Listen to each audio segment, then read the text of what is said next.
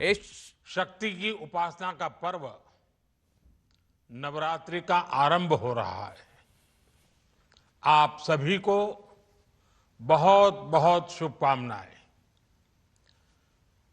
नवरात्रि के पहले दिन से देश आत्मनिर्भर भारत अभियान के लिए एक और महत्वपूर्ण और बड़ा कदम उठा रहा है। कल यानी नवरात्रि के प्रथम दिवस 22 सितंबर को सूर्योदय के साथ ही नेक्स्ट जनरेशन जीएसटी रिफॉर्म्स लागू हो जाएंगे। एक तरह से कल से देश में जीएसटी बचत उत्सव शुरू होने जा रहा है। इस जीएसटी बचत उत्सव में आपकी बचत बढ़ेगी और आप अपनी पसंद की चीजों को और ज्यादा आसानी से खरीद पाएंगे। हमारे देश के गरीब, मध्यम वर्गीय लोग, न्यू मिडिल क्लास, युवा, किसान, महिलाएं, दुकानदार, व्यापारी, उद्यमी, सभी को ये बचत उत्सव का बहुत फायदा होगा। यानी त्योहारों के इस मौसम में सबका मुंह मीठा होगा। देश के हर परिवार की खुशियां बढ़ेगी। मैं देश के कोटि कोटि परिवारजनों को नेक्स्ट जनरेशन जीएसटी रिफॉर्म्स की और इस बचत उत्सव की बहुत बहुत बधाई देता हूं, शुभकामनाएं देता हूं। ये रिफॉर्म भारत की ग्रोथ स्टोरी को एक्सेलरेट करेंगे, कारोबार को और आसान बनाएंगे, निवेश को और आकर्षक बनाएंगे और हर राज्य को विकास की दौड़ में बराबरी का साथी बनाएंगे।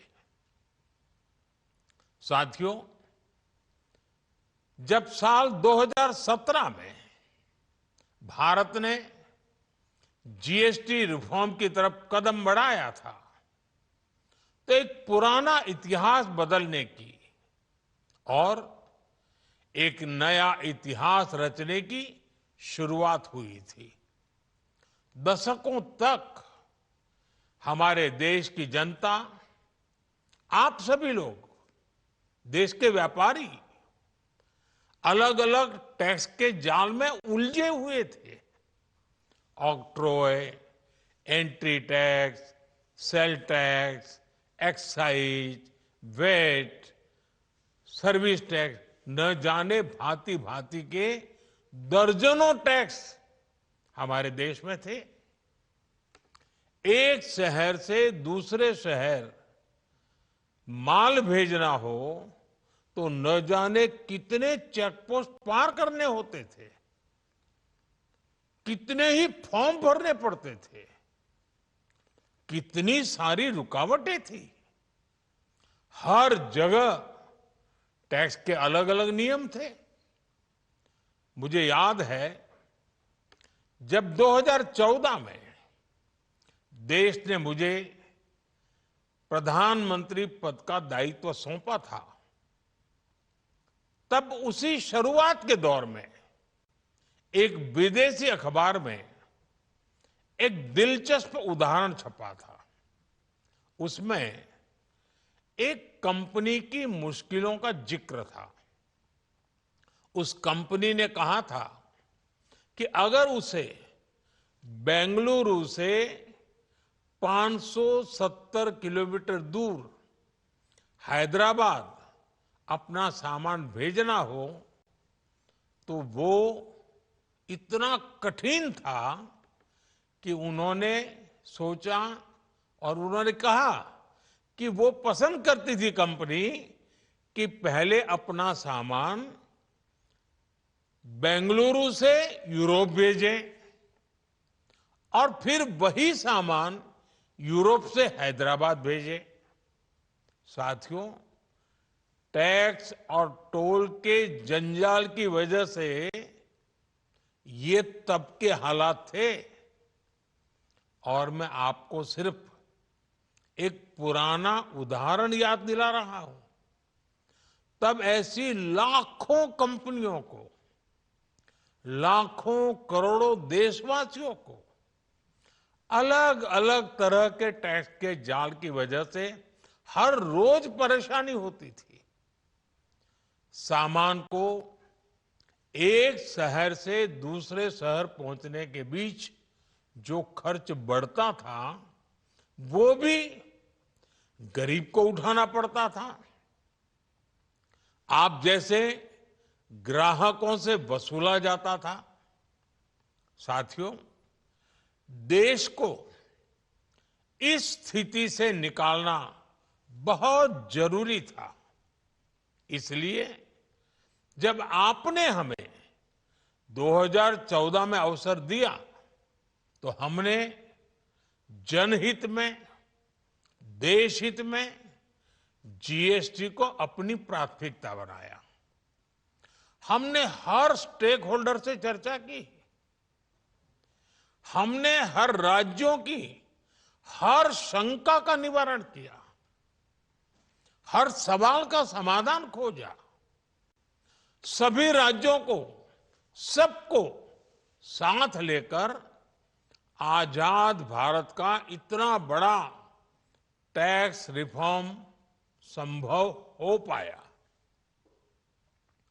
ये केंद्र और राज्यों के प्रयासों का नतीजा था कि देश दर्जनों टैक्सों के जाल से मुक्त हुआ और पूरे देश के लिए एक जैसी व्यवस्था बनी। वन नेशन वन टैक्स का सपना साकार हुआ। साथियों, रिफॉर्म एक अनवरत चलने वाली प्रक्रिया होती है। जब समय बदलता है, देश की जरूरत बदलती है, तो नेक्स्ट जनरेशन रिफॉर्म भी उतने ही आवश्यक होते हैं। इसलिए देश की वर्तमान जरूरतों और भविष्य के सपनों को देखते हुए जीएसटी के ये नए रिफॉर्म्स लागू हो रहे हैं। नए स्वरूप में मुख्य रूप से अब सिर्फ 5% और 18% के ही टैक्स स्लैब रहेंगे। इसका मतलब है रोजमर्रा के इस्तेमाल की ज्यादातर चीजें और सस्ती हो जाएगी। खाने पीने का सामान, दवाइयां, साबुन, ब्रश, पेस्ट, स्वास्थ्य और जीवन बीमा, ऐसे अनेकों सामान, अनेकों सेवाएं या तो टैक्स फ्री होगी या फिर केवल 5% टैक्स देना होगा। जिन सामानों पर पहले 12% टैक्स लगा करता था, उसमें से 99% यानी करीब करीब 100 के निकट 99% चीजें अब 5% टैक्स के दायरे में आ गई है।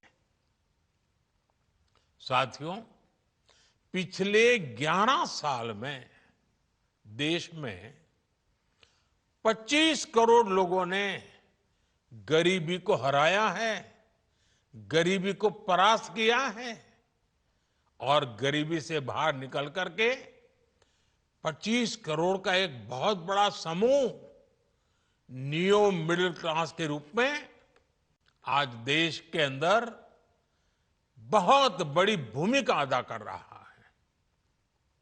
इस नियो मिडिल क्लास की अपनी एस्पिरेशंस हैं, अपने सपने हैं। इस साल सरकार ने 12 लाख रुपए तक की इनकम को टैक्स फ्री करके एक उपहार दिया। और स्वाभाविक है, जब 12 लाख रुपयों का इनकम टैक्स में राहत हो जाए तो मध्यम वर्ग के जीवन में तो कितना बड़ा बदलाव आता है, कितनी सरलता सुविधा हो जाती है। और अब गरीबों की भी बारी है, नियो मिडिल क्लास की बारी है।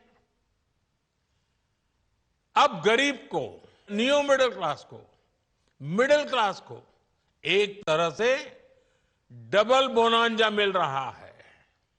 जीएसटी कम होने से अब देश के नागरिकों के लिए अपने सपने पूरे करना और आसान होगा। घर बनाना, टीवी, फ्रिज खरीदने की बात हो, स्कूटर, बाइक, कार खरीदना हो, ये सब पर अब कम खर्च करना होगा। आपके लिए घूमना फिरना भी सस्ता हो जाएगा, क्योंकि ज्यादातर होटल्स के कमरों पर भी जीएसटी कम कर दिया गया है।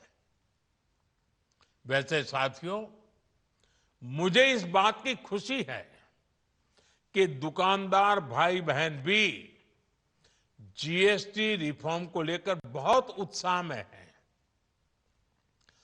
वो बहुत जीएसटी में हुई कटौती को ग्राहकों तक पहुंचाने में जुटे हुए हैं। बहुत सारी जगहों पर पहले और अब के बोर्ड लगाए जा रहे हैं। साथियों, हम नागरिक देवो भवः के जिस मंत्र के साथ आगे बढ़ रहे हैं, नेक्स्ट जनरेशन जीएसटी रिफॉर्म में इसकी साफ झलक दिखाई देती है।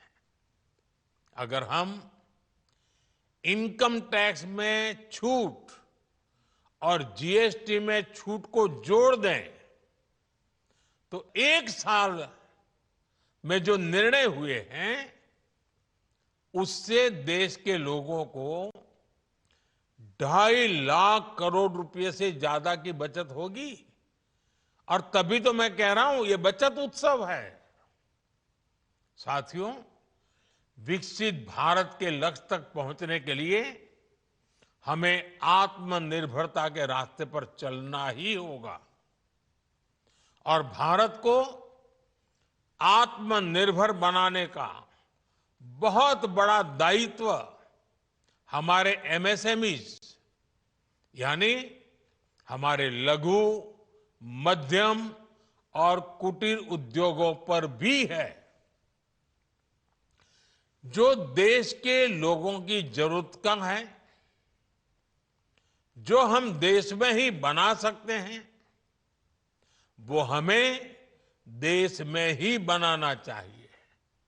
साथियों, जीएसटी की दरें कम होने से नियम और प्रक्रियाएं और आसान बनने से हमारे एमएसएमईज, हमारे लघु उद्योगों को, कुटीर उद्योगों को बहुत फायदा होगा।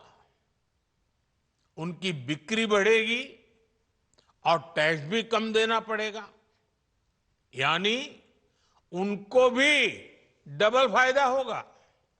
इसलिए आज मेरी एमएसएमई से लघु उद्योग हो, सूक्ष्म उद्योग हो, कुटीर उद्योग हो, आप सबसे बहुत अपेक्षाएं हैं।